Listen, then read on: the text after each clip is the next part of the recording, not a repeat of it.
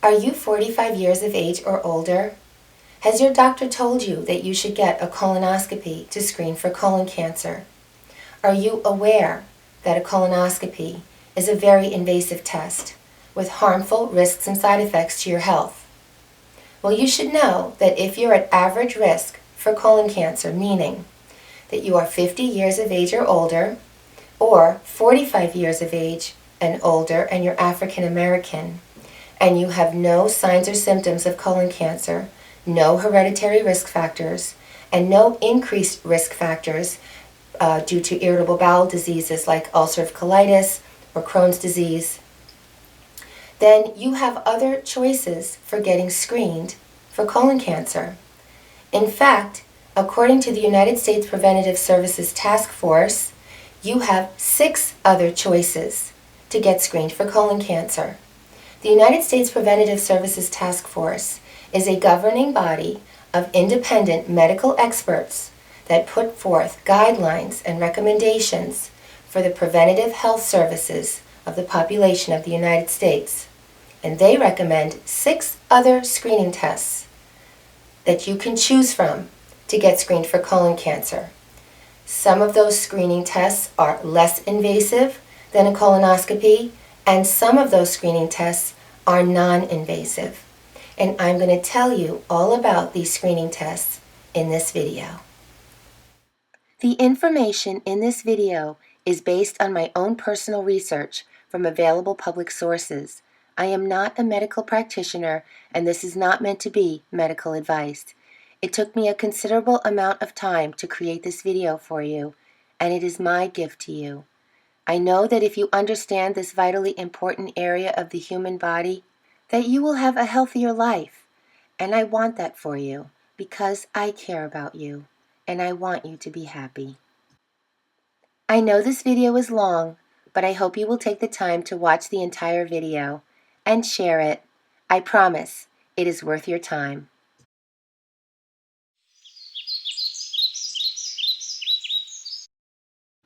Colorectal cancer is the second leading cause of cancer deaths in men and women 50 years of age and older.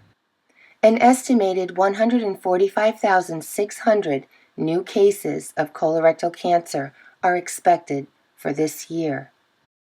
Early detection of colorectal cancer is critical for survival of this disease. If diagnosed early, the 5-year survival rate is significantly greater than if diagnosed in late stage.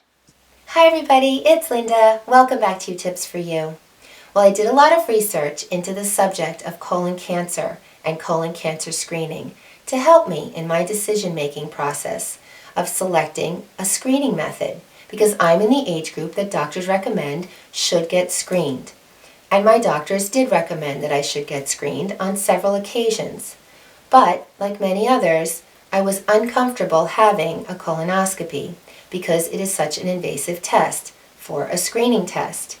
And when I told that to my doctors, I was told that colonoscopy is the gold standard and that other tests that you could have for screening tests were inferior to colonoscopy. So I felt like I didn't have any viable alternatives. But I decided what I was going to do is I was going to look into it myself and I was going to do my own research. And that's what I want to share with you in this video, because I think it will be very helpful for you in your decision-making process about choosing a screening method. And I'll share with you also the screening method that I chose based on my research. I think if more people were aware that there were effective alternatives to colonoscopy, more people might get screened. Less than 40% of the people in the population of people that should get screened will get screened, which is unfortunate because early detection is critical for survival of this disease. So, here's a brief overview of the subjects that I will be addressing in this video. In this video, you will learn all about the function and importance of the colon and large intestine and why it is sacred and must be protected. And you'll also learn about polyps. What are they? What causes polyps? Are they dangerous? How long do polyps take to become cancer? Can they go away on their own? How do you know if you have polyps? And I'll be discussing the current trends and statistics on colorectal cancer. Is it on the rise? And who's at risk for colon cancer? And then I will tell you all about the colorectal cancer screening tests that are available to you and recommended by the United States Preventative Services Task Force. I'm going to discuss the invasive screening tests or visual tests, including an in-depth look at colonoscopy, and I'll discuss the risks, side effects, and complications that you should be aware of. And I'm also going to talk about the non-invasive screening tests or stool-based tests. And I will tell you about the strengths, weaknesses, and effectiveness of each test. And I will also tell you about the colorectal cancer screening test that I chose, because one of the tests stood out to me to be superior to the rest. And finally, I will share my final thoughts. Now, I'd like to begin by showing you the body part that we're talking about. Here we have a diagram of a human body, and that is the abdominal area. Right over here it's blown up so you can see much clearer. This is the colon. Okay? It starts over here at the cecum, which is the right side of your body. That's where your small intestine empties into through something called the ileocecal valve. Your food comes into your cecum as something called chyme. Chyme is mostly water and some leftover food from the digestion process that took place in your stomach and small intestines. Your food comes into the cecum, and this little thing here, that's your appendix. That little thing hanging off the cecum, that's the appendix. If you've ever wondered what the appendix is for, it used to be believed that the appendix was a useless remnant of an organ that once had an important function in our ancestors millions of years ago, but that today it serves no purpose. Well, I don't believe personally that there is anything in the human body that serves no purpose. I think our bodies are incredibly smart and efficient, and that everything in it is there for a reason.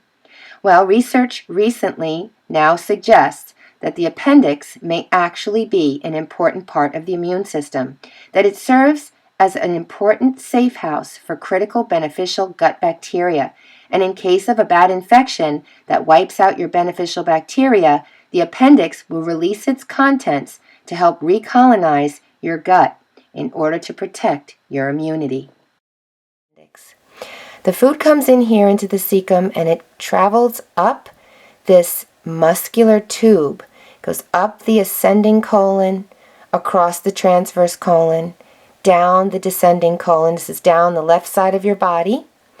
Then you have your sigmoid colon, your rectum, and your anus. This entire structure is called your large intestine. And although the words large intestine and colon are used interchangeably, in actuality, the colon does not include the rectum or the anus. The rectum and the anus are actually separate structures from the colon. Your entire large intestine is about 6 feet long. Your colon is about 5 feet long, and your rectum is another foot or so. The right side of your large intestine, where the food comes in, is larger than the left side. What's very interesting and relevant for you to know that will help you in your decision-making process about selecting a screening method is to know that the right side of the colon and the left side of the colon are completely different. The right side includes the cecum, the ascending colon, and the transverse colon. This is also known as the proximal colon. That is very different from the left side of your colon, which is also called the descending or distal colon, and your sigmoid colon. The right side of your colon embryologically developed from a completely different source. It developed from your midgut, and your descending colon or your left colon developed from your hindgut.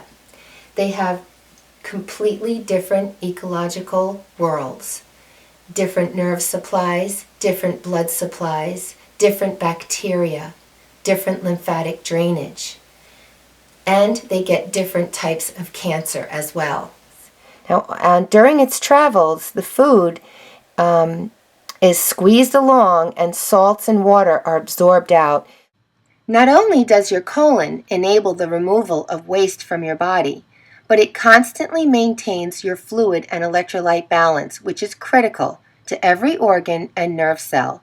As your body reabsorbs the water along the 6-foot journey of the colon, the waste becomes harder and drier and easier for your body to expel in the form of stool. This process can take anywhere from 12 to 36 hours.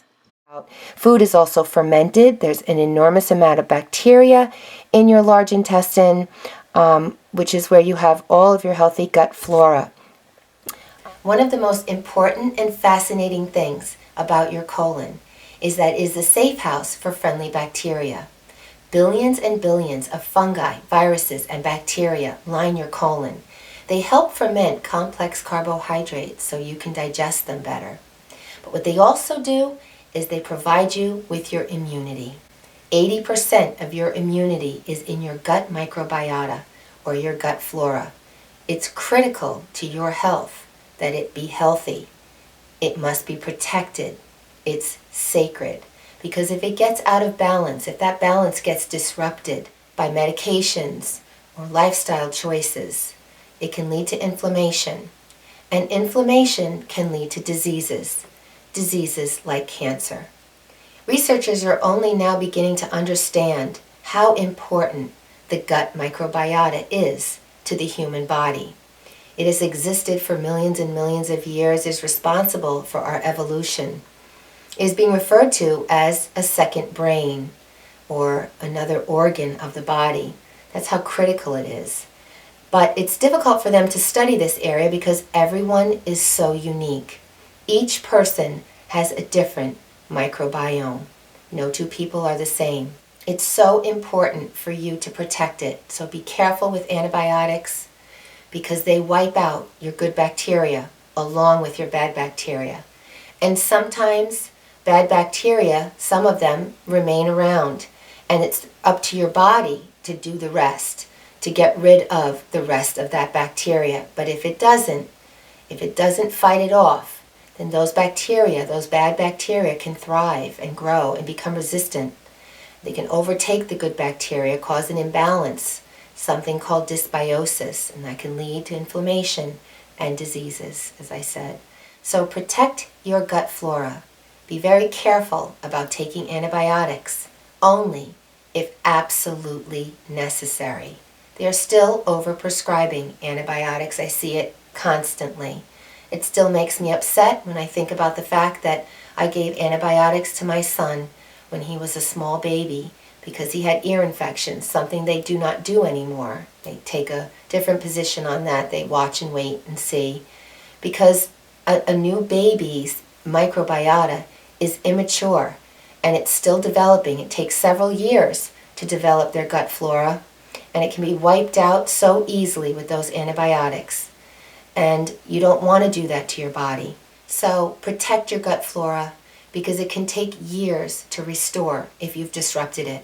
It is vital to your health that it stays in natural balance with your body.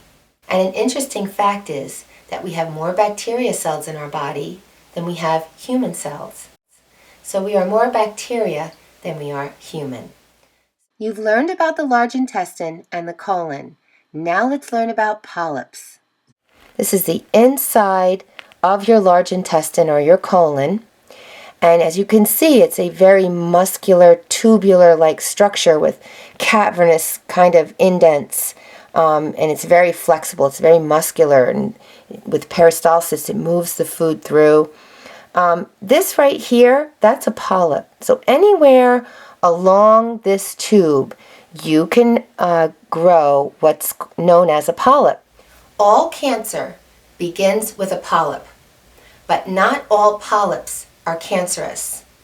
In fact, the vast majority of polyps are not harmful. They will never become cancer. They're completely benign. They say that by the time you're at your second half of life, more than half of the population has polyps. It's really a Western civilization problem. 85% of the Western world gets polyps. 2% of the third world gets polyps. So it's definitely correlated to the lifestyle in which we lead in the Western world. There is very strong evidence that consuming processed meat, red meat, alcoholic drinks, smoking, and having a greater amount of body fat and a sedentary lifestyle increases your risk for polyps as well as colorectal cancer. These factors primarily affect polyps and the development of cancer in the left side of the colon, or the distal colon, and the rectum. Polyps are abnormal growths. All of them are abnormal growths. There are no normal polyps. They're made of abnormal cells.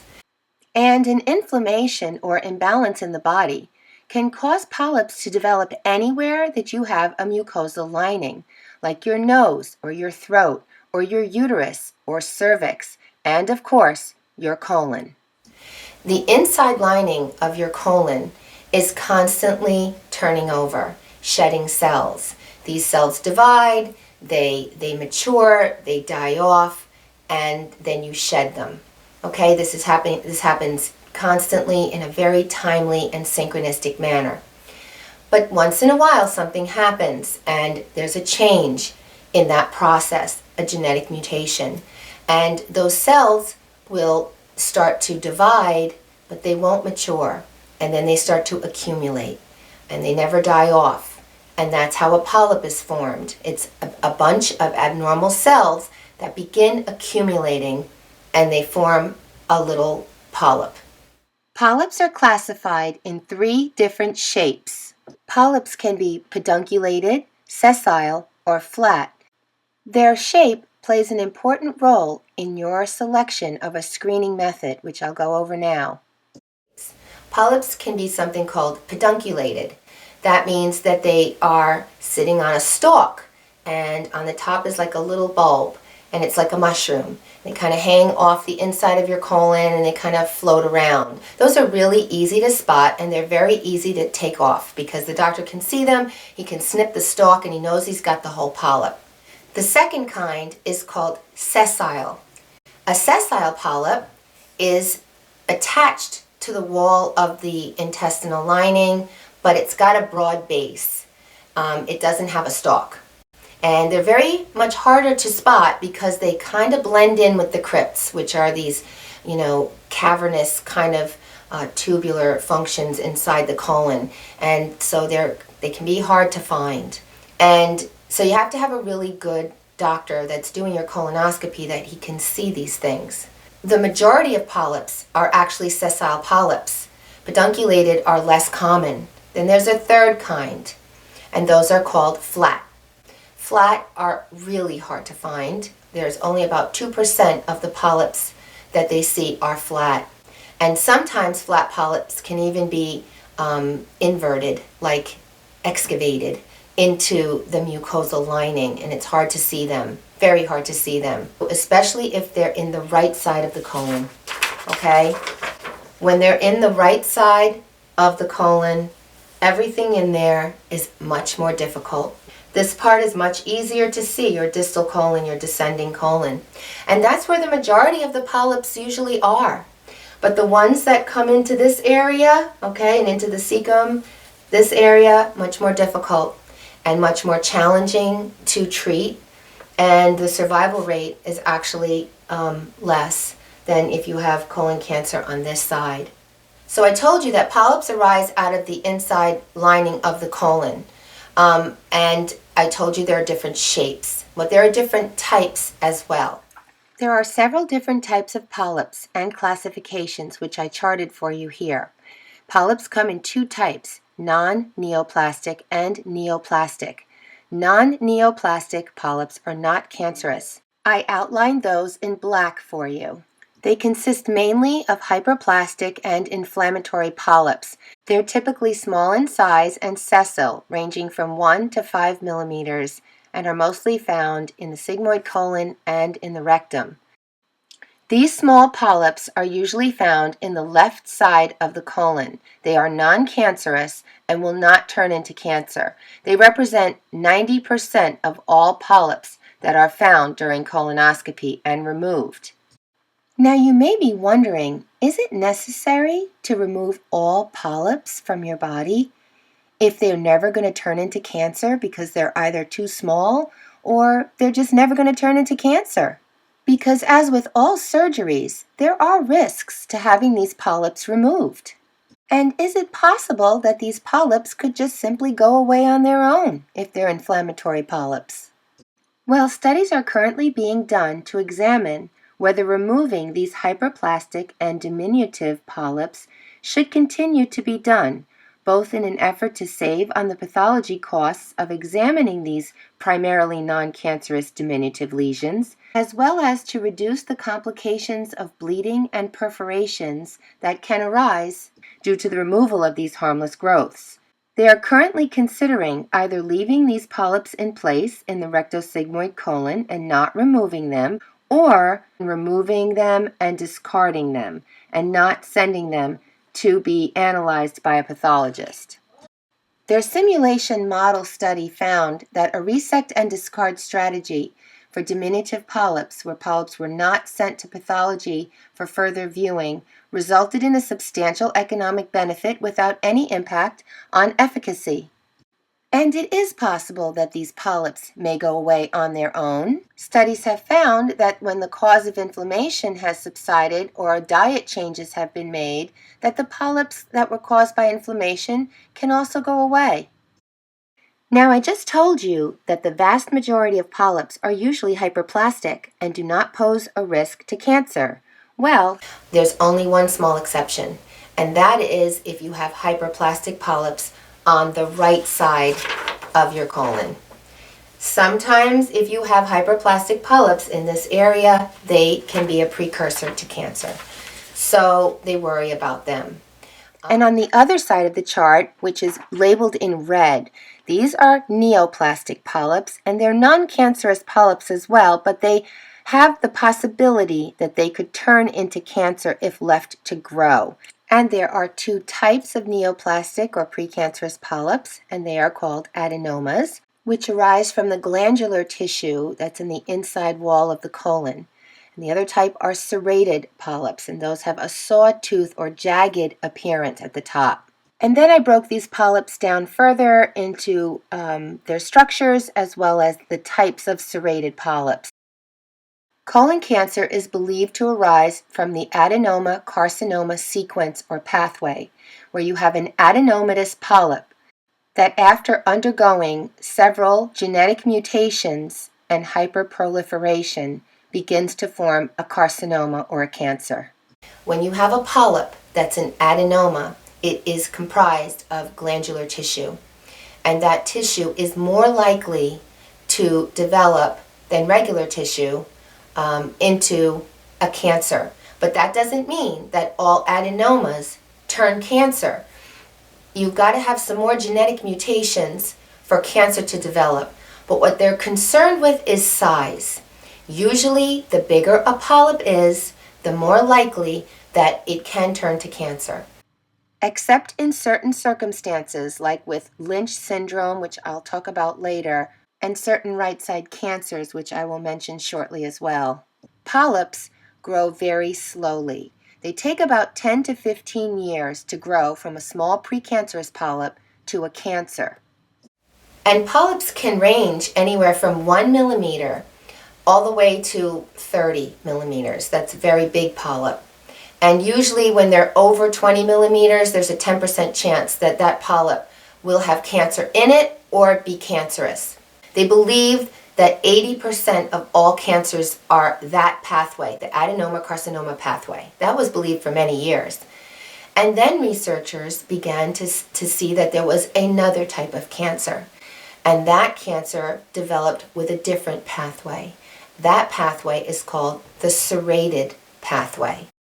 The serrated pathway is described by a certain type of polyp, a polyp that has a serrated top to it.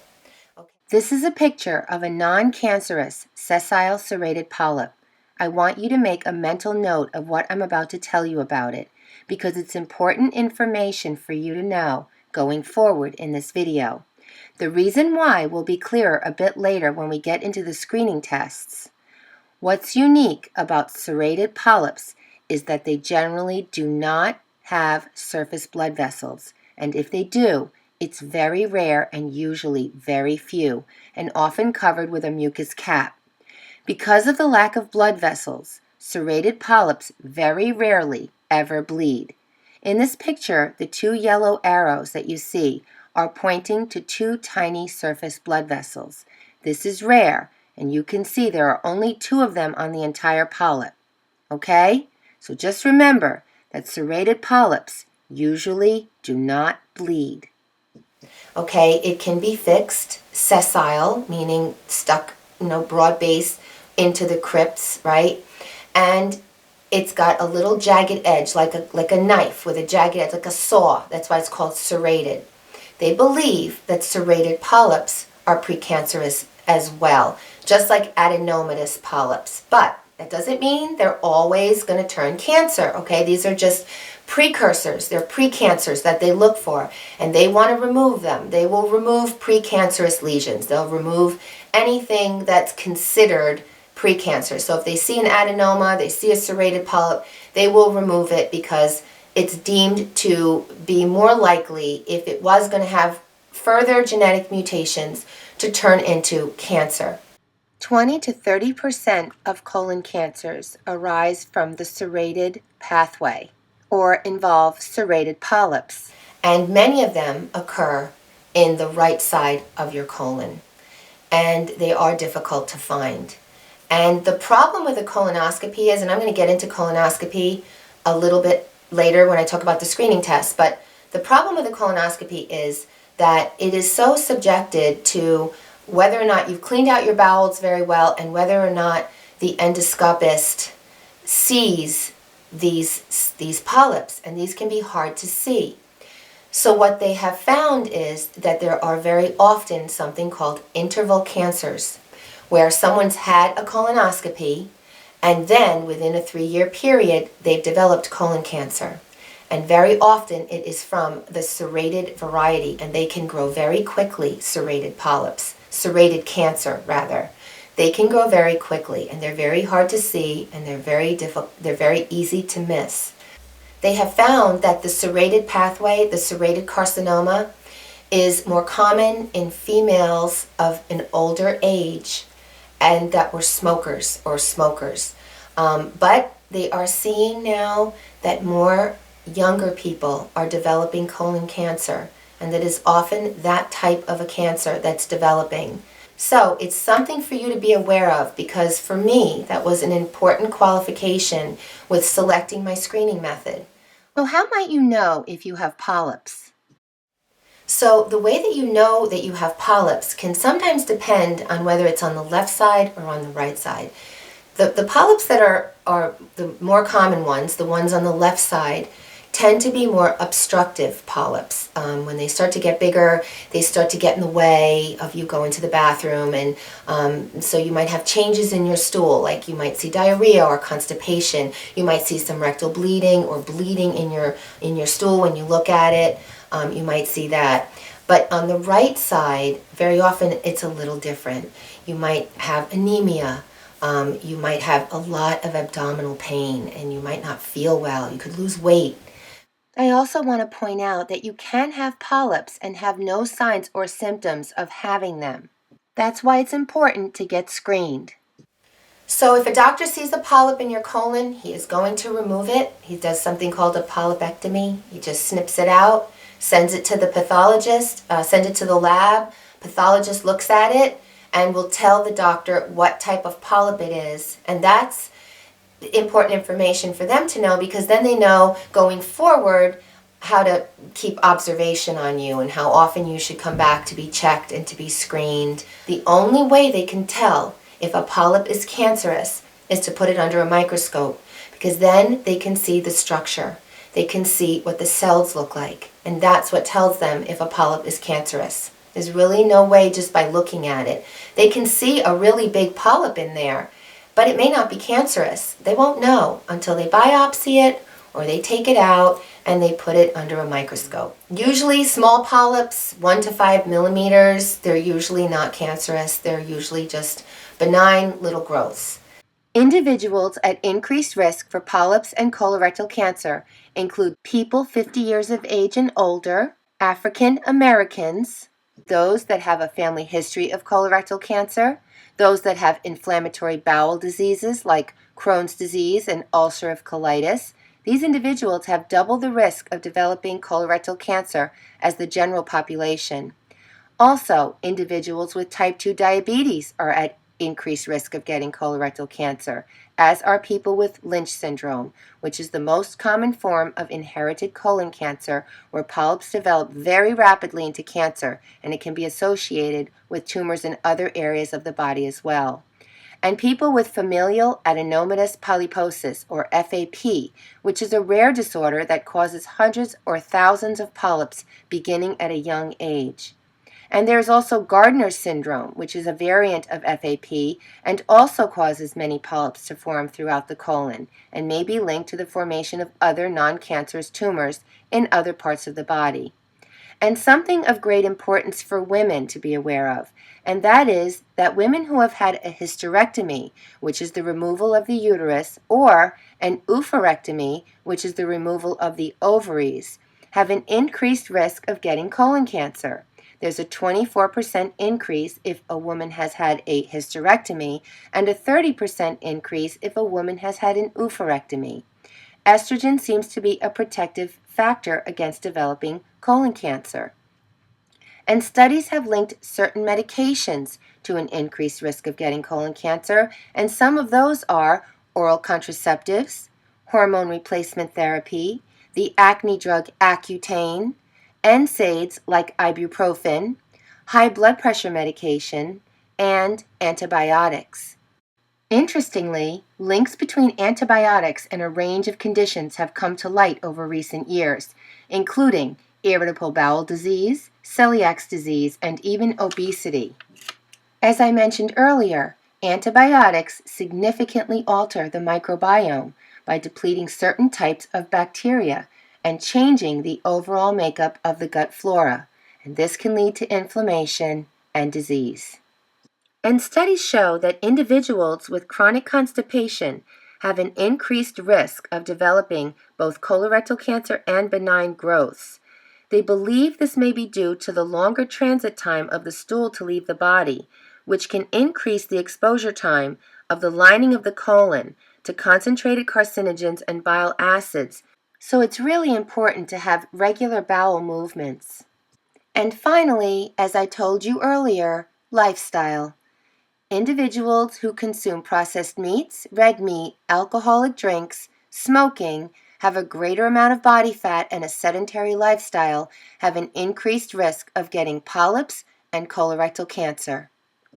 Overall, your lifetime risk of developing colorectal cancer is about 1 in 22, or 4.49% for men, and 1 in 24, or 4.15% for women.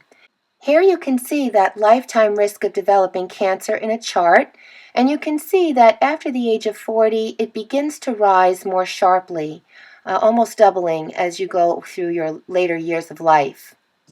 The good news is that the incidence and the death rate per 100,000 people per year of colorectal cancer has been dropping in both men and women 50 years of age and over for several decades. This can be attributed to a greater awareness of the importance of diet and lifestyle and getting screened. But what is very alarming is that they are now seeing an increase in colorectal cancer among the younger population. A comprehensive study on colorectal cancer incidence patterns that was originally published in the Journal of the National Cancer Institute found that age-specific risk has now escalated back to the level of those who were born in 1890. You can see in these long-term trend charts taken from the Surveillance Epidemiology and End Results database for the years 1975 through 2015 that there has been an increase in the incidence of colorectal cancer in the under 50 age group since 1986, with the biggest rise being rectal cancer in young adults. Individuals born in 1990 have double the risk of colon cancer and quadruple the risk of rectal cancer compared to people born around 1950 when risk was at its lowest. Researchers concluded that there is a strong correlation between the rise of the obesity epidemic in this country and the rise in colorectal cancer among young adults. There is evidence that the introduction of a Western-style diet that is high in fat and low in fiber initiates inflammation and proliferation of cells in the colonic mucosa within 2 weeks. They further concluded that there is an important need for increased awareness among clinicians, as well as an increased awareness about the importance of a healthy diet, exercise, and lifestyle habits, and they are recommending that the screening age for colon cancer be lowered and that it should begin at age 45 rather than age 50. So that's why I think it's so important to get screened, because we're in the Western world. The way we live, our diet and lifestyle predisposes us to getting polyps. And like I said, not all polyps will be cancerous or become cancerous, but some do. And if you've got the screening tests available, then it's important to utilize these preventative services. The important thing is that you do it and you find one that's right for you. So let me get into the screening tests now. I'm going to share them all with you.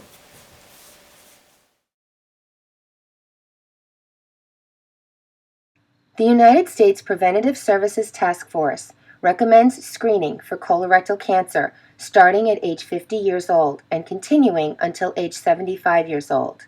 The decision to screen for colorectal cancer in adults aged 76 to 85 should be an individual one, taking into account the patient's overall health and prior screening history, because the benefits of screening for colorectal cancer decline and the risks of experiencing harms increases with age. They concluded in their recommendation that there is no one-size-fits-all approach to colorectal cancer screening, and that the best screening test is the one that gets done. So in their guidelines, they do not recommend one screening method over another. But what they do state is that colonoscopy represents the primary source of harms associated with colorectal cancer screening, and it's an invasive procedure that can produce important morbidity as well as anxiety and discomfort, and the bowel preparation that's taken can cause dehydration or electrolyte imbalance, particularly in older adults. I have more coming up on the risks of having a colonoscopy in this next segment.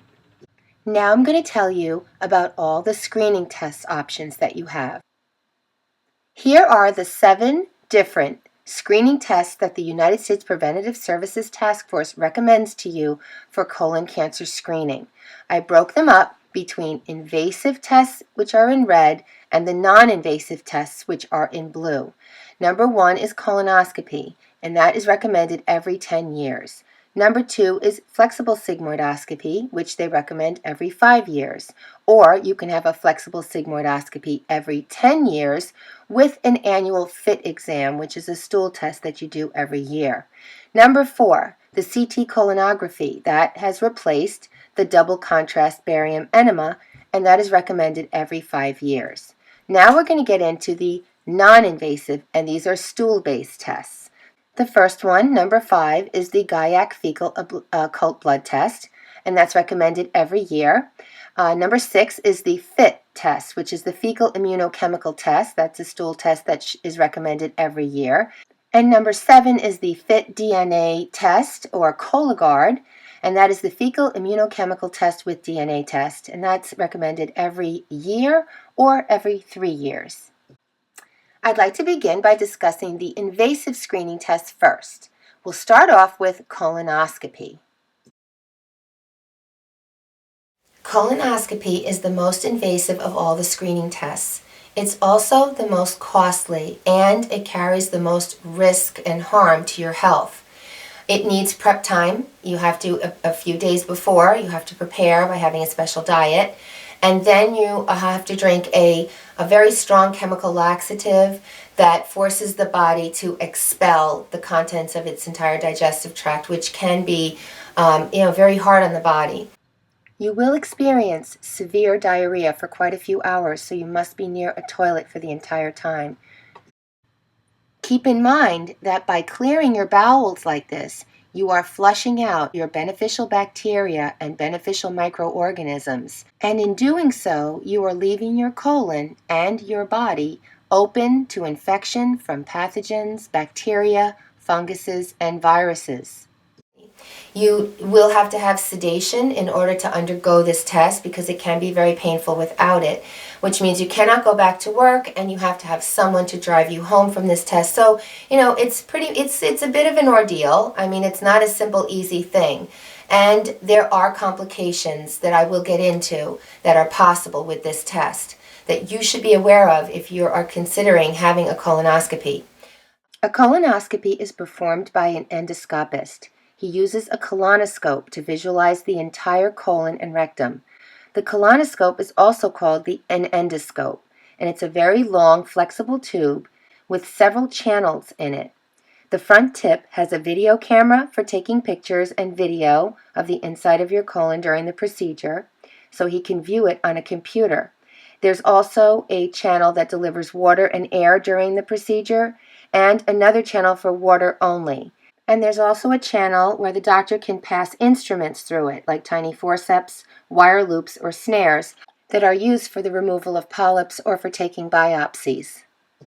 Air or carbon dioxide is used to inflate your colon so that the doctor can see the lining of your colon more clearly. Careful attention must be given to the rate of inflation so as not to overinflate the colon, which would give rise to risk of perforation. Water is delivered as he moves along through the colon to wash away debris and stool so he can see more clearly. This results in a further washing away of your friendly bacteria and mucus lining. And they insert it in through the anus, up through the sigmoid colon, up your distal colon, and all the way around to the end to your cecum.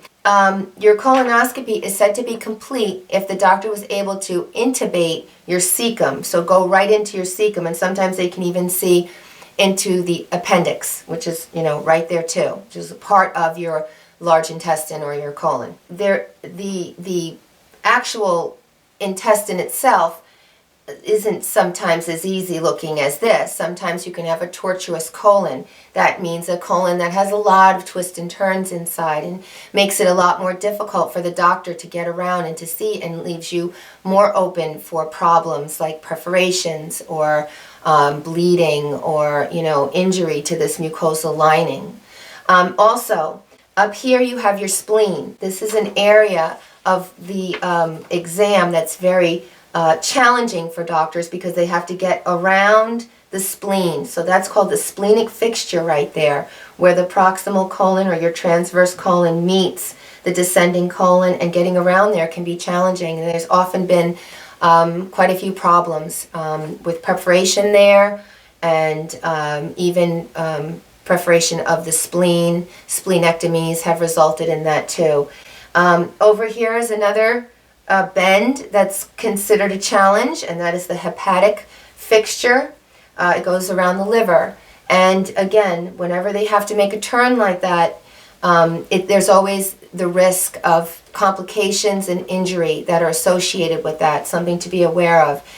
It's not that easy, and then the doctor has to be very careful that he removes that tube slowly, because that's how he sees everything. And as I told you earlier, the right side of the colon is much harder for the doctor to see than the left side of the colon.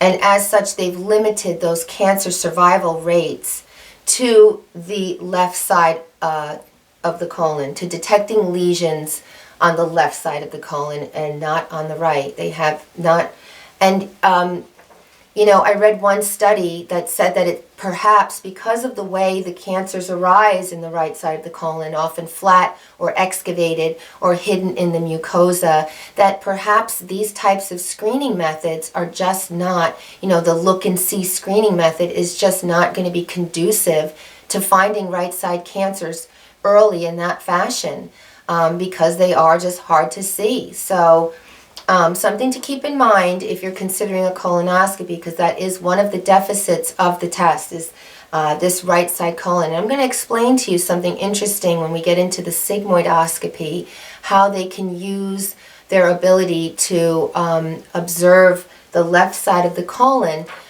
to project what they think they may encounter in the right side of the colon, okay, depending on the amount of lesions, the size of lesions. So I will make that point a little bit later.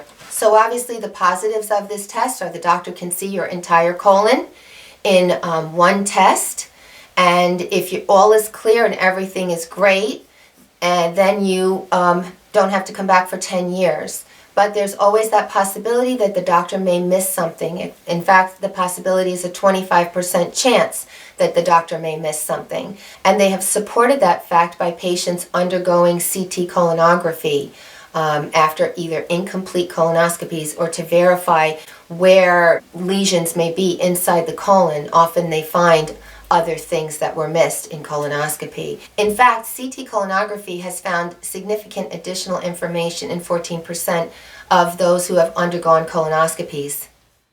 Incomplete colonoscopies can be caused by several factors, and they pose a real diagnostic dilemma for many endoscopists.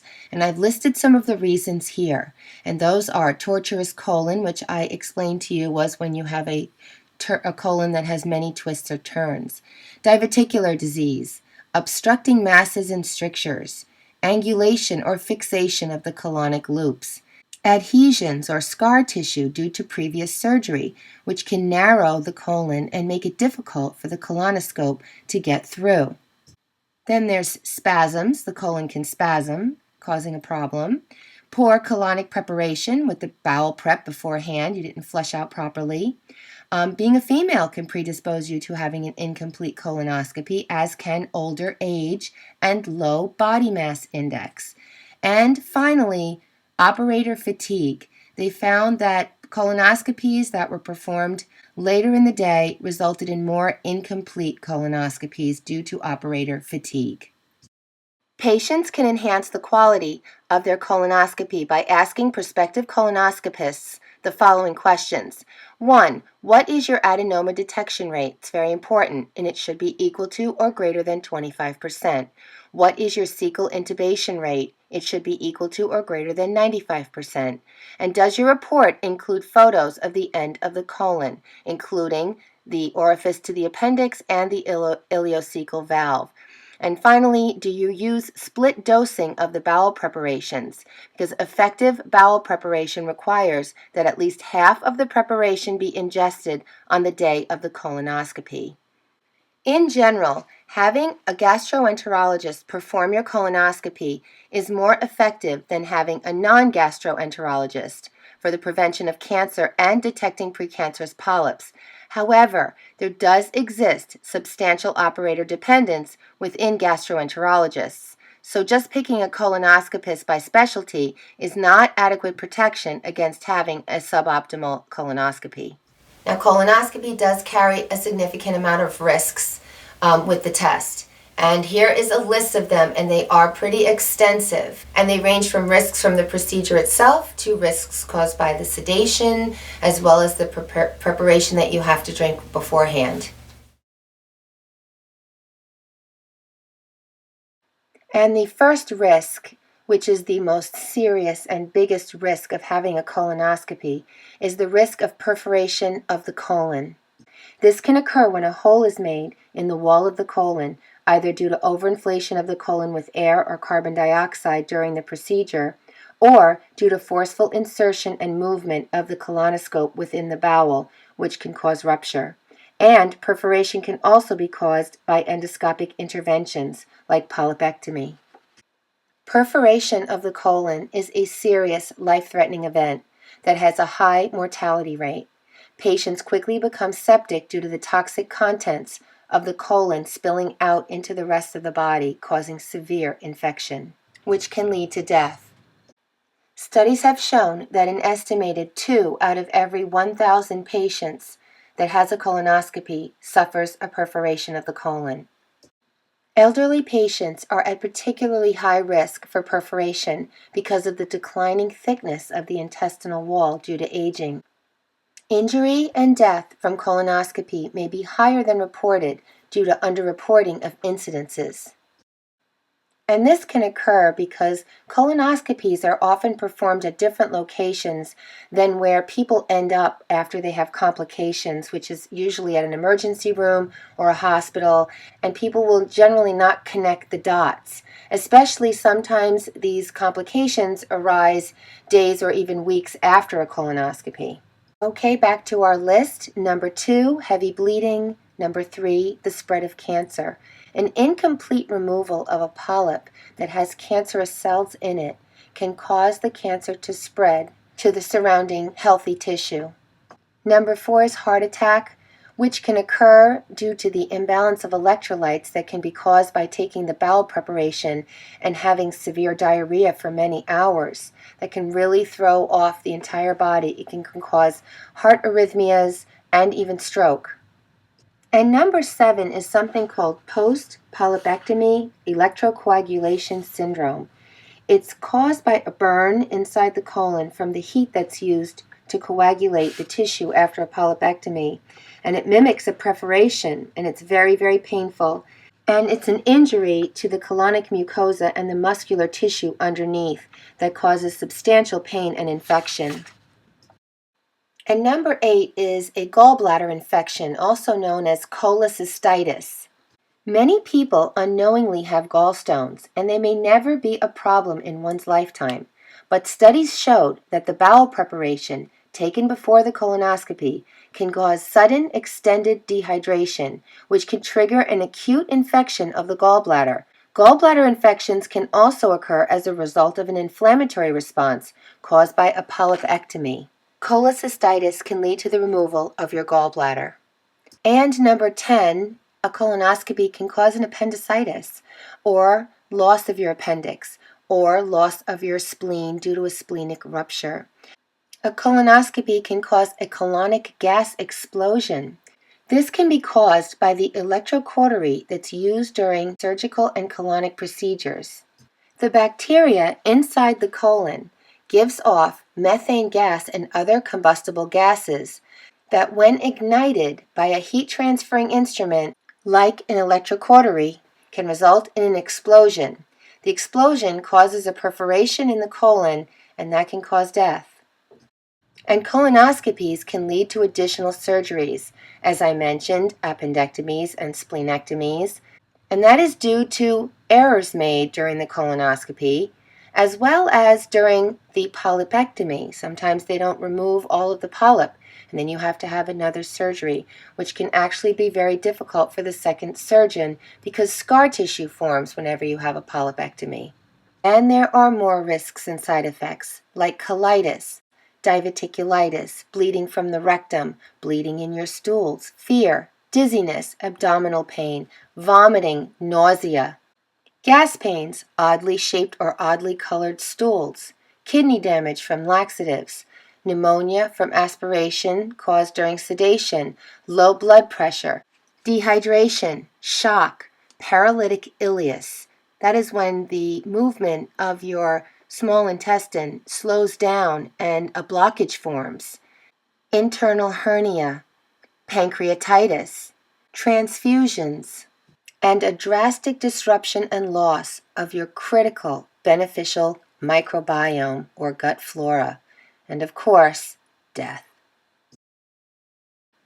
Individuals at increased risk of complications include the elderly, people with weakened immune systems, patients on blood thinners, people with heart or lung disease, and people with altered anatomy, such as those with diverticulosis, tortuous colon, or obstructions. You should also know that there are no randomized controlled trials to support the efficacy of colonoscopy for the prevention of colon cancer. Now, that's a lot of risks and side effects that I found very disconcerting to read about and to understand when it comes to having a screening test. But there was something else that I read about that I found very alarming, and that is the risk of contracting an antibiotic-resistant bacteria. It's called CRE, carbapenem-resistant Enterobacteriaceae, a deadly and often untreatable bacterial infection that's being dubbed nightmare bacteria by the Centers for Disease Control and Prevention. Outbreaks of this deadly bacteria are believed to be caused by improperly cleaned colonoscopes and endoscopes. Bodily fluids and other debris can stay in the device's joints and crevices even after cleaning and disinfection. Researchers found residual fluids in 95% of endoscopes they tested. They observed fluid, debris, and discoloration in the channels. Moisture fosters microbial growth and the development of biofilm, which can be difficult or impossible to remove. Researchers confirmed the importance of cleaning, disinfecting, drying, and surveillance of the medical equipment to ensure patient safety. And remember, your colon is already in a vulnerable state of susceptibility to infection due to the flushing out of your microflora with the pre-colonoscopy bowel preparation. With your immunity already in a compromised situation, it may be very hard for you to fight off these bacterial invaders. In addition to the outbreak of antibiotic-resistant bacteria from colonoscopies, there have also been other infections as well. Those include hepatitis C, Salmonella, E. coli, and Klebsiella. Unfortunately, endoscopes can be cleaned and disinfected but not sterilized because sterilization uses heat, which will damage the equipment. It's a very arduous process to clean the endoscopes that go in and out of people's bodies. There's something like 43 different steps that have to be taken to ensure that it is disinfected. The first one being very important to scrub and clean all the channels where things come in and out of, where debris and bacteria can get lodged, and wiping off the entire thing. That's the first line of defense before disinfection even begins. And then there are 43 steps, including a certain type of drying that has to be done in a special cabinet. And if any one of these 43 steps isn't done properly, there could be deadly bacteria that's left on these scopes, and people have died from them. Each year in the United States, at least 2 million people get an antibiotic-resistant infection, and more than 23,000 people die. Antibiotic resistance is being considered one of the biggest public health challenges of our time. Now you might be wondering, as I was, with widespread publicity regarding improper sterilization procedures inherent in the reprocessing of these colonoscopes, why hasn't anyone come up with a better product to protect the patient? And what about protecting the people who handle these hazardous disinfecting chemicals every day? Well, they have, and I want to tell you about them. Invendo Medical has developed the first sterile single-use colonoscope that was FDA approved in September of 2016. Introduction to the product was planned in selected hospitals in the U.S. during fiscal year 2018. And there's another one from GI View Limited called the Aeroscope. It's the only colorectal screening product that is single-use and self-propelled. These two products are completely disposable, which ensures that there is no bacteria or other pathogen coming in contact with the patient. Once it's used, it's thrown away. The Aeroscope was FDA approved in December of 2014 and was supposed to have been introduced to the United States market in early 2016. And I found a third from Microbot Medical, a self-propelled, semi-disposable colonoscope, where the parts of the colonoscope that touch directly to the patient's body are disposable. But unfortunately, that means that doctors have to invest in new colonoscopes and endoscopes. They're the same thing, endoscopes and colonoscopes. And that can be costly, so many of them don't. They consistently use the old procedures that they are very comfortable with, and they already have the equipment, so they don't want to just buy new stuff. So I hope you'll ask your doctor about these new single-use, sterile, and disposable colonoscopes. Because if we as patients request these products or choose facilities that offer these new products, then doctors will be more inclined to invest in buying them. It's the simple law of supply and demand in business.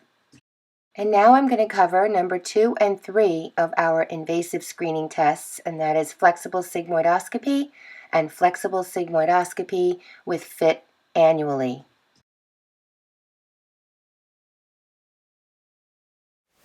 A sigmoidoscopy is less invasive than a colonoscopy. It's still invasive though. It costs less than a colonoscopy. There's no sedation required. The only preparation is an enema that you do on the day of the procedure. You can go home right afterwards. You don't have to have a special diet. You don't need anybody to drive you. You can go right back to work. A flexible sigmoidoscope is very similar to a colonoscope. It can do all the same procedures. The main difference is that the sigmoidoscope is shorter. It's 2 feet long versus the colonoscope, which is 5.5 feet long. You can see in this diagram that the sigmoidoscope is shorter because it only examines the rectum, the sigmoid colon, and the distal colon. It does not come around the bend of the splenic fixture to examine the rest of your colon. And because it does not go further, and you don't need sedation, the risks and complications of having a flexible sigmoidoscopy are less than having a colonoscopy.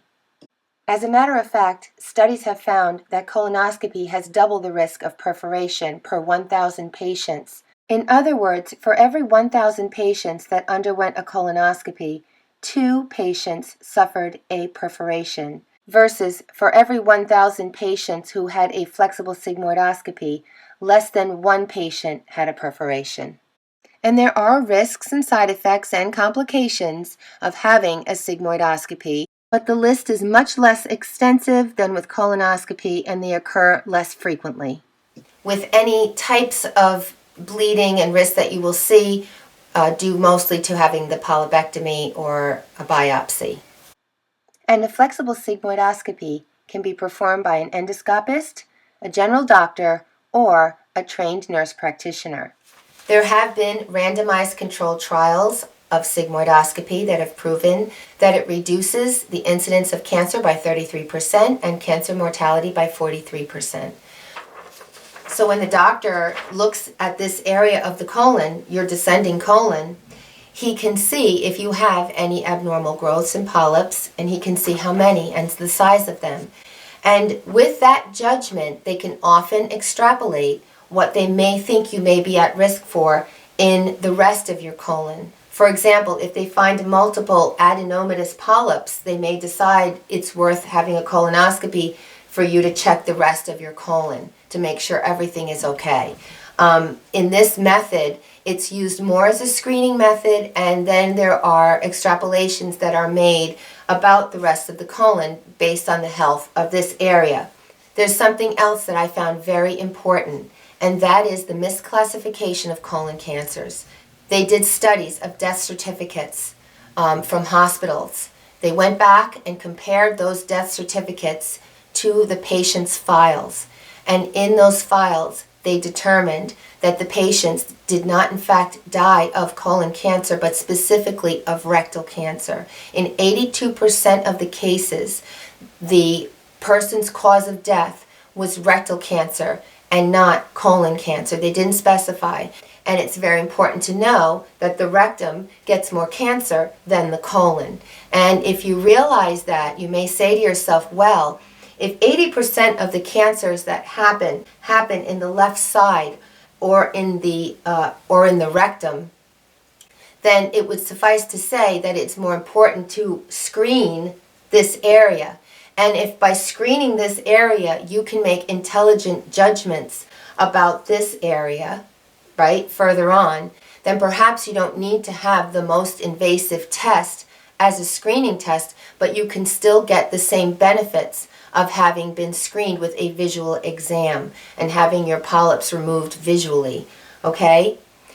And I'm going to talk about the use of sigmoidoscopy along with having a stool-based screening test to even further increase your chances of avoiding colon cancer. So a sigmoidoscopy is recommended every 5 years, but if you have it in conjunction with a stool-based test, like a FIT test or a fecal occult blood test, then you can have the sigmoidoscopy every 10 years. So if you do that, you're on the same level ground as having a colonoscopy. You can do that every 10 years, but your stool-based test has to be done yearly. Okay, so what the stool-based tests are doing are they're checking for blood in the other areas of the colon. They're checking for minute microscopic occult blood that's seen in stool. So hand in hand, if you're having a sigmoidoscopy with a stool test, you're covering that whole theory, and that's primarily what they do in Canada as well as in Europe. They use the sigmoidoscopy along with the stool tests. And now I'll get into number 4, which is the last of our invasive screening tests or visual tests, and that is the CT colonography. And the last in our invasive tests is CT colonography, and that replaces the double barium enema contrast test that used to be done. CT colonography is basically the latest technology, and it uses 3D imaging through x-rays to examine your colon. It's called a virtual colonoscopy. It uses radiation to take images of your large intestine with a CT scan. After the scan, a computer combines the images of your colon and rectum to produce 2- and 3-dimensional interior views of your large intestine. It is less invasive and less costly than a colonoscopy. You don't need time off of work, no sedation, and it will detect polyps and abnormalities of 6 millimeters and larger. So it's not going to pay attention to the smaller ones, but the smaller ones are very often not cancerous as it is. But, it does a good job of detecting 6 millimeters and above. And as a matter of fact, if you have an incomplete colonoscopy, like I mentioned before, it can be very helpful in detecting things that the colonoscopy missed, or clarifying things that the colonoscopy thought were a problem, and then with this technique they can rule it out that it was a problem. So they can use it also for pinpointing where things are in the intestine.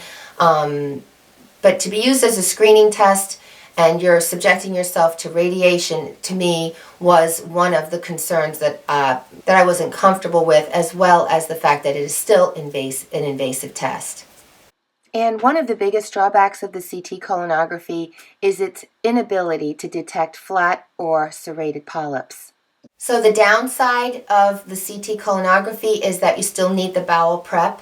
It still is invasive because they have to force air into your intestine the same way they do with the colonoscopy as well as the sigmoidoscopy, so that they can see the lining and the walls of your intestine. So you've got the risk of the air going in. While there is a risk of perforation, it is much lower than it is for colonoscopy and for flexible sigmoidoscopy.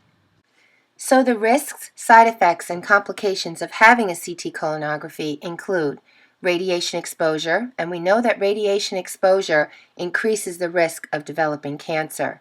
Number 2, the risk of perforation of the intestine due to insufflation. If they accidentally overinflate the colon with air or CO2, that can cause tears or perforations in the colon, rectum, or anus, which is a life-threatening occurrence. And number 3, all of the risks associated with taking the bowel preparation laxative. Those are the same as if you have a colonoscopy. You can refer back to the colonoscopy risks to see all the rest of them. I won't go into them again. And number 4 is an allergy to the barium or iodinated liquid agents that you may be asked to drink. And sometimes that is done so that they can see details better on the CAT scan. And number 5, the risk of missed lesions. And I already told you about the fact that it's not highly sensitive for picking up flat or serrated polyps, but also there could be missed lesions because of improperly cleansing the bowel with the laxative, or because they were not able to inflate the bowel sufficiently with air. Number 6, extracolonic findings. This is common with the CT colonography. It picks up incidental things that are really of no meaning, which can lead to other tests being done like colonoscopy, so there's the risk of having to have other procedures from that. And finally, number 8, there is the risk of death, which can occur from a perforation or from any of the complications that can occur from ingesting the laxative. Well, that concludes my discussion of the invasive screening tests that are recommended by the United States Preventative Services Task Force, which I highlighted for you in red. In this next section, I'm going to discuss the non-invasive screening tests that they recommend, which I highlighted for you in blue. I'm also going to tell you the screening test that I chose. The first non-invasive colorectal screening test that I will be talking about is called the GAIAC Fecal Occult Blood Test. The fecal occult blood test was the first generation of stool-based tests to detect colon cancer. It is a stool test that you can do right in the privacy of your own home. It detects blood in your stool. You do need to have a special diet for the period of time before the test, like 4 or 5 days, where you can't eat red meat or anything that could accidentally turn that test positive due to ingested blood in your diet. Some type of blood or food that would turn that test positive. So they have a list of the things that you would have to avoid. Plus, you had to take a stool sample 3 days in a row and smear it on a card and then send it in and see if there was a presence of blood. So it led to, it does have a high false positive rate because of the fact that it does detect blood in your food, not just blood in your stool, but that was present from digestion of food. The fecal occult blood test screens your entire colon and has a 70% accuracy rate for the detection of colorectal cancer. There were randomized controlled trials that were performed with the fecal occult blood test that proved that it did reduce the incidence of cancer by 22% and that reduced cancer deaths by 32%. So they developed a better test after because it wasn't as loved to have to take a test over 3 days. People are already squeamish about dealing with their stool, so they developed a better test, and that's called the FIT test. The FIT test is the fecal immunochemical test, and it improved upon the fecal occult blood test that I just told you about, in that you only have to take it once. No preparation is required. You can do it right in your own home. You need 1 stool sample, okay? And you don't have any special diet restrictions like you did with the other tests. You can eat anything you want, and it's not going to pick up blood from your diet, from meats or anything else that might cause the test to suddenly have a positive. It's only going to pick up fecal occult blood. It's only going to pick up blood in the stool that comes from the large intestine, okay? It's not going to pick up blood that comes from any place or anything else. So it's very useful in that. And of course, you've got the randomized controlled trials that already proved that the stool test is beneficial in preventing mortality, cancer mortality, and now you've got a better test. The FIT test screens your entire colon and has a 74% accuracy rate for the detection of colorectal cancer. This is slightly better than the 70% accuracy rate of the fecal occult blood test. With that test and with the fecal occult blood test, you do need to follow up with a colonoscopy on positive test results. Now, while both the fecal occult blood test and the FIT test screen your entire colon for colon cancer and precancer by detecting blood from polyps, there is one class of lesions that they have poor to no sensitivity to detect, and that is the serrated class lesions. Remember when I told you earlier in the video to remember something about serrated polyps? Do you remember what it was? It was that they are not likely to bleed, and because of that, these 2 stool-based tests have very low accuracy for detecting this type of polyp. Even if they do happen to bleed, which is rare, it may not be enough for the test to pick it up. And that was one of my deciding factors for choosing my screening test. And here it is. And last but not least, we have the final non-invasive screening test. And that is the test that I chose. And it's called Cologuard. Cologuard is the latest advancement in colorectal screening tests. It's a non-invasive test. It's very effective, and it's recommended by the United States Preventative Services Task Force.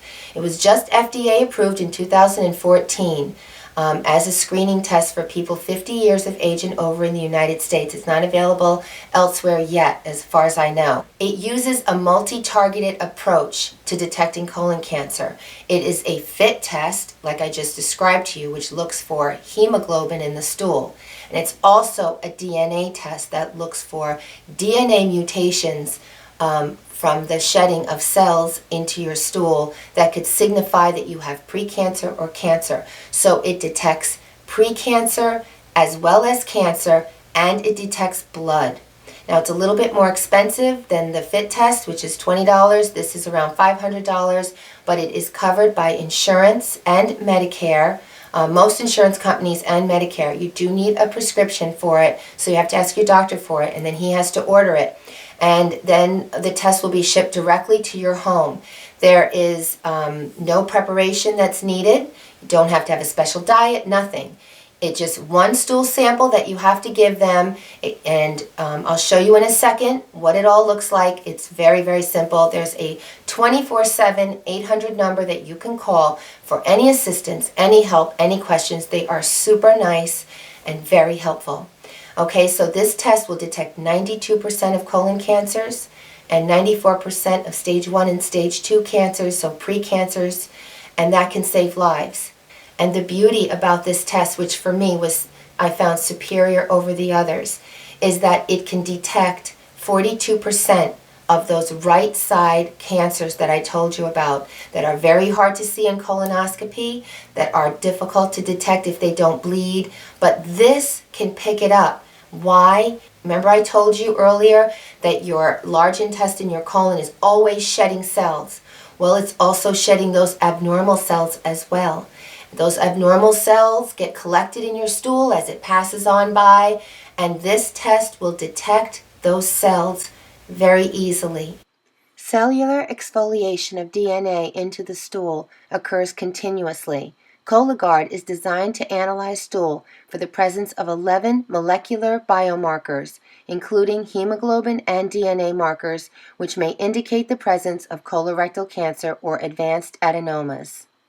The multi-target stool DNA test is able to detect serrated class lesions due to the inclusion of hypermethylation markers in the DNA panel. And that, for me, was the big winner. Finally, we have a test that can detect sessile serrated polyps of the right side of the colon. And that sealed the deal for me. Now, in a head-to-head competition, it beat out the FIT test. The Cologuard test was better in sensitivity for detecting colon cancer than the FIT test was.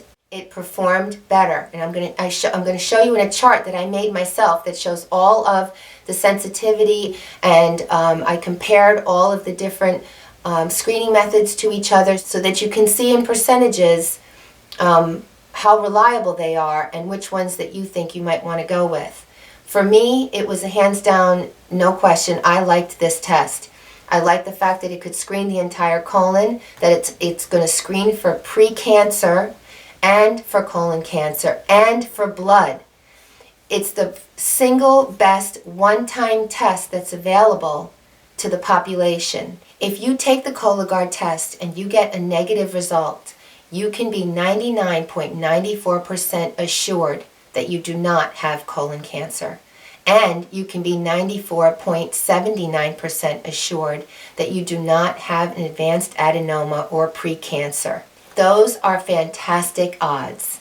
So if you take this test once and you get a negative, they tell you you're fine, you can take the test again in 3 years.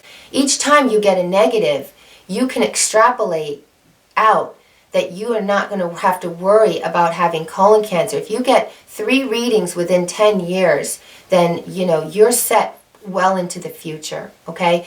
Now, the way they determined how successful Cologuard was is they had a really large clinical study done, about 12,800 people in the study. And they had them take the Cologuard test and then have a colonoscopy. And that's how they determined how correct the Cologuard test was for detecting cancer. For me to know that a test was picking up specific DNA biomarkers meant something to me, compared to taking a risk with someone seeing something. You know what I mean? Like, I felt that somebody could miss something, and I felt like this could be my first line of screening. Why not have this first? It's non-invasive. Isn't it supposed to be that as medicine advances into the future that they find better ways to screen the population, to treat people, less invasive ways, less ways for discomfort and ways of bleeding and things like that? Well, this test found a better way to screen, better than the FIT test, better than the FOB test, and it's non-invasive. And if you get a positive test, then you'll have to have further screening to investigate. And Cologuard recommends a colonoscopy for screening if you have a positive finding. The United States Preventative Services Task Force recommends that as well. And I have an even more impressive study to share with you about Cologuard that was published after Cologuard received FDA approval.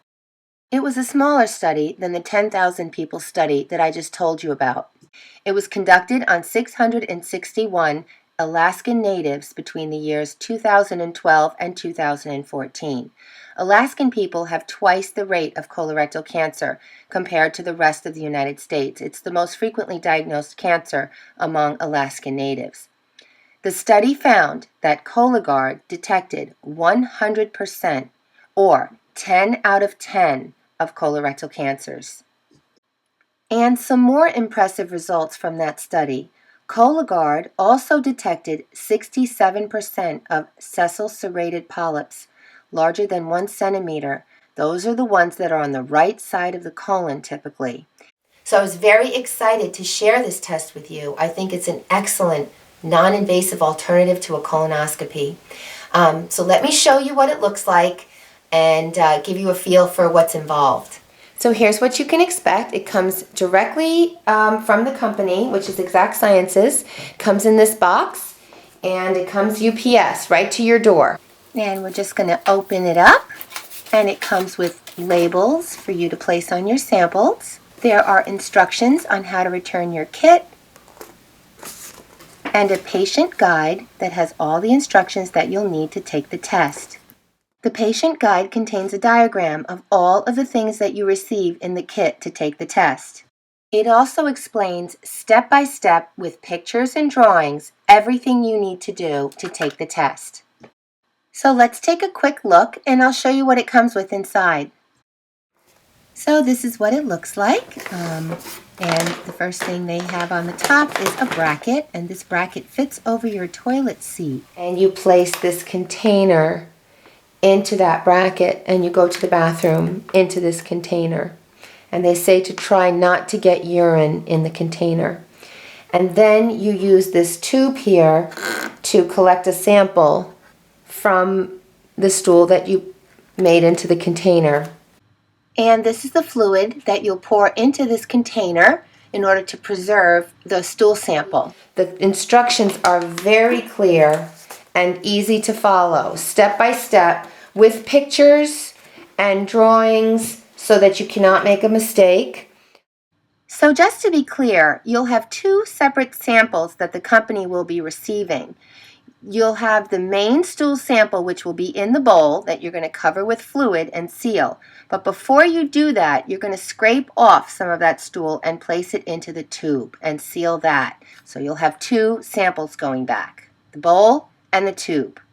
1 sample will be used for the FIT test screening, and the other will be used for the DNA marker tests.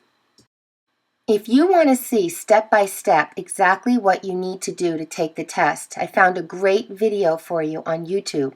It's called How to Use Cologuard, and I'm going to link it below in the description box so that you can take a look at it if you want to see exactly how it's done. I'm also going to include a link to Cologuard's website if you'd like more information. They tell you to leave this bag. This plastic bag should stay in the box. You're going to use this whole box to send your sample back. The free return label is located right underneath the old label. You just take it off, and underneath you have the label to send it back. You just drop it off at UPS right away. You want to do your test during the week because the test does have to get to the lab within 3 days. They want a fresh sample, otherwise the sample will expire. You don't want that to happen. So plan it for, during the week when you can have your test, get right over to that UPS office and drop it off. And another thing that they stressed was not to worry about your DNA samples. They're destroyed after the test is done. So nobody is saving DNA samples there. So if you have any concern about that, you don't have to be concerned. They strictly use it for the test and then it is destroyed. The results of your Cologuard test will typically be delivered to your healthcare provider within 2 weeks of the lab receiving the sample. Now, Cologuard is not recommended for people in the high-risk category. If you have hereditary risks involved with getting colon cancer, or you have irritable bowel diseases like ulcerative colitis or Crohn's disease, then they recommend that you go with what your doctor says, which is probably a colonoscopy, not a screening test like Cologuard.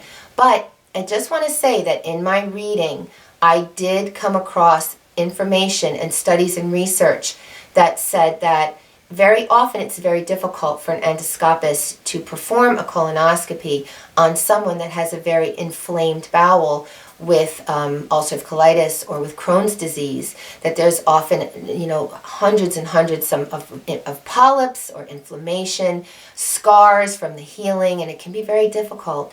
So perhaps in the future they will consider having for someone of that nature because, if there are cancerous cells being shed, maybe this test will be able to detect them. In my personal opinion, I don't see why not. But they're not recommending it for that population as of right now. So it is really only being recommended as a screening test and not for high-risk individuals. Now, the things that can affect the test and increase your rate of false positives, you have to be very careful not to have any blood on your hands, no hemorrhoids, or rectal bleeding or fissures or anything else going on because it will pick up blood from like any of those kinds of things. You can't have your period, nothing like that. So you have to be careful when you handle it because, user problems can affect a test too, which you have to be aware of. And they state that right in the instructions for you. Cologuard has a false positive rate of 10%, which is higher than the 5% with the FIT test. This means that there's a 10% chance that a person that does not have colorectal cancer will test positive with the Cologuard test, and thus will need to have a colonoscopy to follow up. Since the false positive rate is based on follow-up examination by a colonoscopy, I couldn't help wondering if the difference in false positives between Cologuard and the FIT test might be attributed, at least in part, to the fact that the follow-up colonoscopies may have simply not been able to see a cancer or a precancer because it was a right-side lesion, or it was a serrated or flat lesion, which we know are easy to miss. And because they are less likely to bleed, the FIT test would not have picked them up. You can decide what you think. So if you would like to have a non-invasive test to screen for colon cancer that protects your gut biome and your mucosa and is highly sensitive to detecting cancer and precancer, then I think Cologuard is an excellent choice. It's the latest technology and it combines the FIT test with the DNA test, so you're getting them all in one test. And here is a chart that I put together for you so that you can compare all of the screening methods that are available to you and how effective they are by percentages. It shows the accurateness of each test's ability to detect colon cancer and precancerous adenomas. Please keep in mind when comparing these tests that there were no randomized controlled trials to prove the accuracy of the colonoscopy number. The 95% accuracy number that you see in the chart is based on cohort studies and case control studies, which can contain bias. These types of studies are not considered to be as reliable as randomized controlled trials. They are observational studies, and randomized controlled trials are carefully planned experiments. They are also using indirect evidence from the randomized controlled trials done of sigmoidoscopy and the fecal occult blood test to help support the accuracy of the colonoscopy number. There are 2 other screening tests available on the market that you might be interested in knowing about that I thought I would mention. However, they are not currently being recommended as screening tests for the average population. One is called the capsule colonoscopy, and the other is the Septin 9 assay. Capsule colonoscopy is a tiny camera in a capsule that you swallow. It's FDA approved for taking images of the inside of the proximal or right side colon of patients who have had previous incomplete colonoscopies or who need colorectal imaging but are not candidates for colonoscopy or sedation. The advantage of capsule colonoscopy is that it can take images of the inside of the colon without an invasive procedure and avoid the risks of colonoscopy. But the disadvantages are that the bowel preparation that you have to do before the test is more extensive than for colonoscopy. In a screening trial of 884 patients, capsule colonoscopy detected 88% of adenomas greater than 6 millimeters, but it was not effective for detecting serrated lesions, and 9% of the people technically failed the exam due to inadequate bowel cleansing or they passed the camera too quickly. The Septin 9 assay is the first FDA-approved serum test for the detection of colorectal cancer. It's a blood test that detects the Septin 9 protein in the blood, which is an indicator that there is cancer. The advantages of this test is that it is easier and more convenient for patients, but the disadvantages are that it was only 48% effective for detecting colorectal cancer, and it had no sensitivity for detecting precancerous polyps. So both of these tests are available and approved by the FDA, but they are not being recommended for the average risk population as a screening test. I just wanted to make you aware of them in case you were interested. Now I'll share my final thoughts. So now that we have learned all about the colon, the types of polyps, and the effectiveness of the various colon cancer screening tests, I would like to pose some questions to you. We've established that a colonoscopy is a very invasive test and represents the primary source of harms associated with colorectal cancer screening. And we also know that a major disadvantage of colonoscopy is operator dependence in performing the test, and that operator dependence affects the detection of cancer, adenomas, serrated lesions, and future surveillance of the patient. And we learn that polyps are very common in the Western world, and that the vast majority of them are non-cancerous and will never become cancer, and that there are risks associated with removing them. And we also learned that going beyond the rectosigmoid and descending colons with a colonoscope into the right side of the colon to visualize that area is difficult, fraught with increased risk of complications, and is often very hard for the endoscopist to detect lesions. And we know that the preparation for having a colonoscopy is arduous and even dangerous to some, and that it can disrupt a critically vital part of the human body, which is your gut flora or microbiome, and any disruption of this area can detrimentally affect your health and immunity, leaving you vulnerable to possible diseases and infection, including infections from harmful antibiotic-resistant bacteria that may be transmitted by colonoscopes due to the inability to properly sterilize these instruments. And finally, we know that there have been no randomized controlled trials to prove the effectiveness of colonoscopy for the prevention of cancer or cancer deaths, but we do know that there have been randomized controlled trials done to prove the effectiveness of other screening tests, like sigmoidoscopy and stool-based tests. So, knowing all of this, and the fact that the United States Preventative Services Task Force recommends 6 other effective screening tests in their guidelines, including non-invasive cutting-edge technology like Cologuard. Why are we being told that colonoscopy is the gold standard for colorectal cancer screening? And why is information about other available screening choices being tainted to patients? Why are we being made to feel uncomfortable if we decline a colonoscopy? Remember, we are talking about a screening test. The screening of the general population, people that are at average risk for colon cancer, that have no symptoms and no risk factors except that they are 50 years of age and over, or African American and 45 years of age and over. Where did this narrative come from? I couldn't help wondering, how did an invasive diagnostic test that carries significant patient risk ever become a screening test for the masses? Well, at a cost of approximately $3,000 per colonoscopy, it's clearly the most profitable screening test of them all. And like it or not, the practice of medicine and medical services and procedures is a business, and like all businesses, is driven by profits. So, more colonoscopies equals more profits.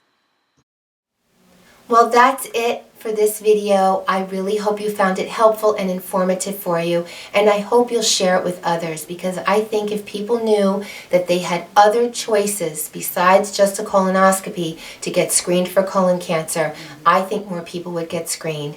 I think we are very fortunate to have a new test like Cologuard on the market to detect cancer and precancer. So I'm very excited about it, and I hope that you will share it. And please subscribe to my channel, because I have a lot more to come. I've done a lot of research into this subject, and I have more to share in upcoming videos, including how you can prevent colon cancer. And if you'd like to connect with me on other social medias, the links are all in the description box below, as well as the link to my blogspot. So thanks so much for tuning in. I really appreciated your time. Bye-bye now.